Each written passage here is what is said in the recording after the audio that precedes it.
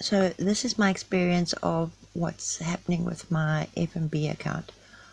But as a quick background, anyone who has been following this channel or who knows us, Terry and Tony, knows that we're struggling financially.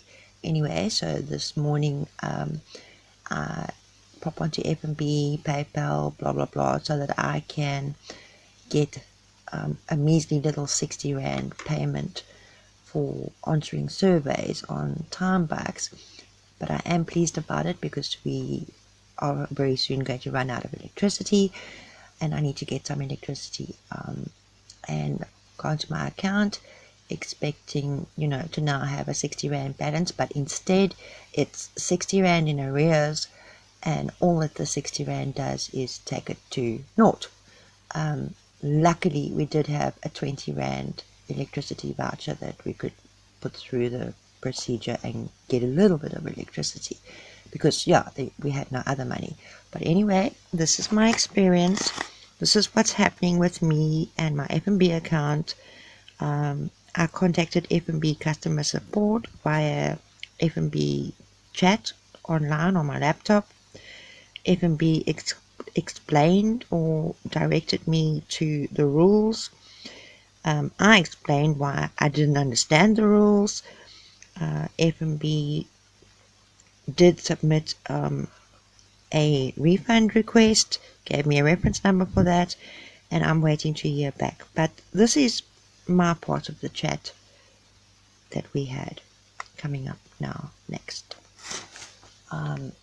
What on earth is going on with my account? I'm very upset.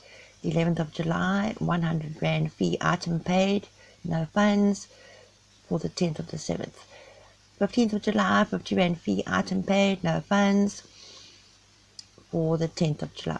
And 20th of July, 50 Rand fee item paid, no funds, 18th of the July transaction. The procedure when we leave home: check bank balance on my laptop, then don't spend more than that balance at the shops. Same procedure for years. Now I suddenly have these 3 fees. And then the virtual assistant directed me to either click account query or account and support. So I clicked account and support, and they said somebody's getting ready to help me. I must just wait. So I said, okay, thank you. But now I'm worried that they can't see the message I left originally. So I ask, can you see the message further up where I say, what on earth is going on with my account? Or do I need to retype the whole thing because it doesn't seem to want to copy and paste?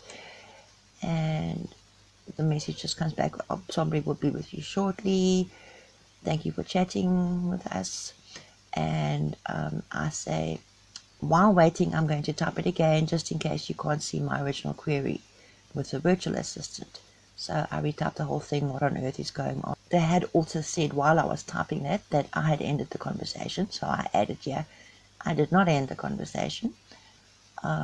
And then we continue, and was being sent to somebody else to help me because now I think the conversation has restarted because they thought I'd ended it. And now perhaps somebody else helping me, and I'm asked obviously how I am. So I say thank you for asking, but I'm upset. I hope you are well. And I ask, can you see my issue further up in the chat? I've already typed it twice. Do I need to again? And they say just give us a chance and we'll catch up. And I start trying to explain about the fees, like when a merchant, the shopkeeper, or not, the shop that you've spent money at, only does their banking a day or 2 or 3 after you've shopped at them.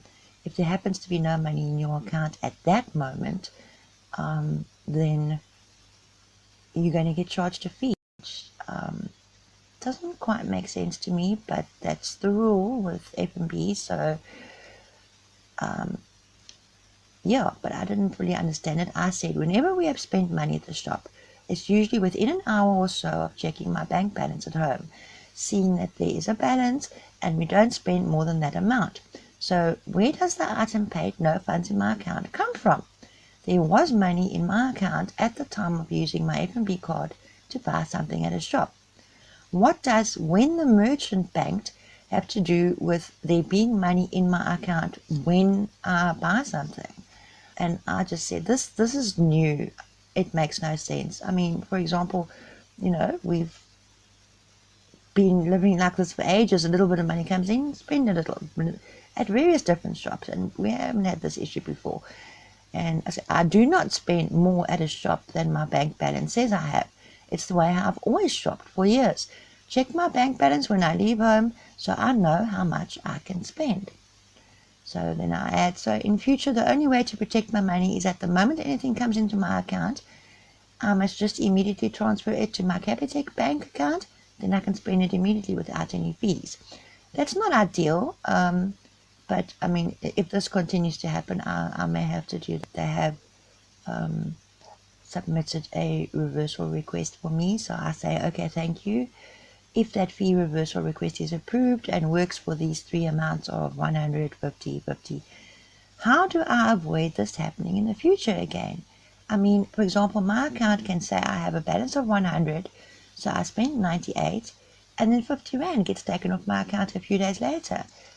Question mark, like, can they please respond to that for me? Because I don't know what I'm supposed to do. I'll continue with, I mean, even if this 200 total for the three fees is returned to me, I'm still going to be scared to use my FNB card for paying for anything, as item paid no funds fee just gets charged even though there's money in my account when I buy something. How do I avoid this happening in the future again? And they say somebody will help me shortly, and that I need to make provision for that thing when the shop owners only bank a bit later. So I ask, so when I go buy something at a shop, I need to ask them, when are you going to do your banking? Because I should only spend this money like half an hour before you do, like question mark. And I ask, am I going to continuously, going forward, going to be penalized for spending money that is in my account?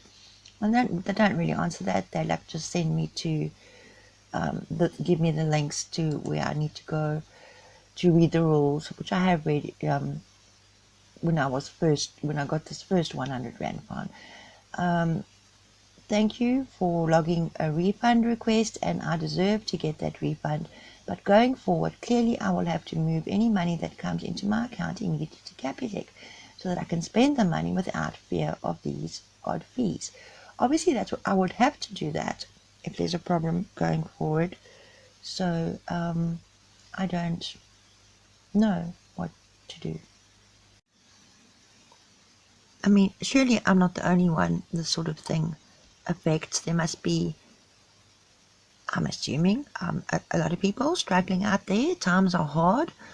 Who, when they get a little bit of money in, they go and spend it, and they don't know if that shop is only going to do their banking in a few days' time. So this doesn't fully make sense to me. I don't understand it. Yeah.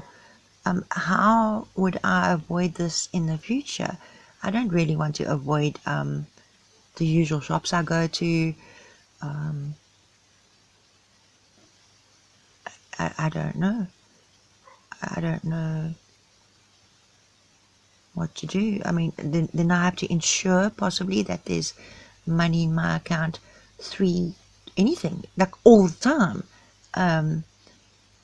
that I'm not spending. I mean, that doesn't make any sense. If I've got no money and I need to buy something, and 100 Rand comes into my account, I'm going to go buy bread, toilet paper, a bit of petrol,